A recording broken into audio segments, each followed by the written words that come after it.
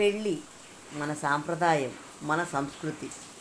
ఇతర దేశాల్లో పెళ్ళికి అయ్యే ఖర్చు ఎంతో తెలుసా అండి? వాళ్ళ 3 మంత్స్ శాలరీ కానీ 4 మంత్స్ శాలరీ కానీ.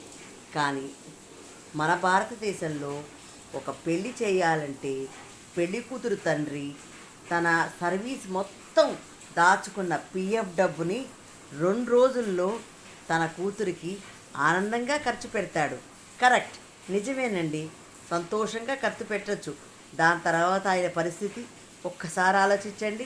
ఈ కొడుకు తను ఫ్రెండ్స్ని పిలుచుకోవాలని, ఆడంబరంగా చేసుకోవాలని చెప్పి పర్సనల్ లోన్ తీసుకుని పెళ్లి చేసుకుంటాడు.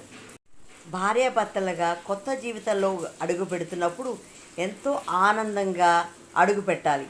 కానీ ఈ కాలము ఇద్దరు ఉద్యోగస్తులే ఈఎంఐలతో మొదలు పెట్టవలసి వస్తుంది. పెళ్లిలో ఖర్చు అండి సహం వేస్టేజే. వీళ్ళు ఏమనుకుంటారు, మాకొక్కగాన కొడుకని పెళ్లి కొడుకు తరఫు వాళ్ళు మా అమ్మాయికి చేయకపోతే ఏమన్నా అనుకుంటారేమో అని ఫాల్స్ ప్రిస్టేజ్.